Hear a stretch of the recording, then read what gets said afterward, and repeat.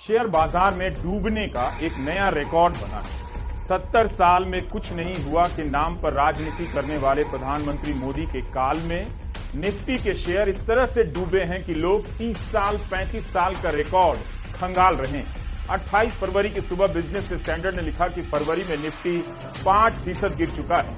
Nifty के 35 साल के इतिहास में अब तक ऐसा सिर्फ 2 बार हुआ कि निफ्टी लगातार 5 महीने गिरा हो, 1990 और 96 में। अखबार ने लिखा है कि मासिक गिरावट के हिसाब से देखा जाए तो निफ्टी गिरावट के अपने दूसरे सबसे लंबे दौर की बराबरी करने वाला है। पिछली बार लगातार 5 महीने की गिरावट 1996 में देखी गई। दोपहर 3 बजे तक आते आते साफ होने लगा कि निफ्टी ने अपना 28 साल का रिकॉर्ड तो तोड़ ही दिया है। एक दिन में 426 पॉइंट गिरकर निफ्टी 22,000 से नीचे चला गया। पिछले 28 साल में ये पहली बार है जब निफ्टी लगातार 5 महीने तक गिरा हो। सितंबर की अपनी पीक से निफ्टी 15% नीचे आ चुका है। खबर है कि अकेले शुक्रवार के दिन यानी 28 फरवरी के दिन बॉम्बे स्टॉक एक्सचेंज पर लिस्टेड कंपनियों की मार्केट कैप 8.2 लाख करोड़ कम हो गई। 1996 की तरह मंदी की आहट सुनाई देने लगी है।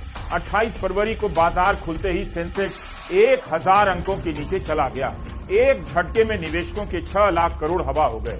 दोपहर 1:30 बजते बजते सेंसेक्स 14 अंक नीचे गिर चुका था। 3 बजे तक सेंसेक्स सुधर कर भी 1327 अंक के नीचे नजर आ रहा था। 2 बजे तक निफ्टी 400 अंक नीचे गिरा। मीडिया रिपोर्ट के अनुसार निवेशकों के करीब 8 लाख करोड़ हवा हो गए।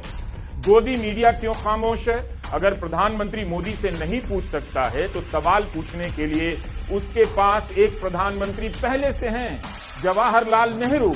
नेहरू का नाम लेकर ही सवाल पूछा जाता कि नेहरू की गलतियों के कारण आज बाजार की हालत यह है। सरकार भी नेहरू को ही इसका जिम्मेदार ठहराकर कुछ बयान दे देती। पता चलता कि सरकार नेहरू के साथ साथ बाजार के बारे में भी सोच रही है। अगर यह मनमोहन सिंह के दौर में हो रहा होता तो अखबारों के पहले पन्ने शेयर बाजार के ढह जाने की खबरों से रंग गए होते। हाहाकार मच गया होता। हाहाकार अब भी है, बस खबरों में उसका शोर सुनाई नहीं देता। लोगों की पूंजी 40% डूब गई, किसी की पूंजी 50% डूब गई। किसी को कुछ समझ नहीं आ रहा कि कितनी और पूंजी डूबने वाली।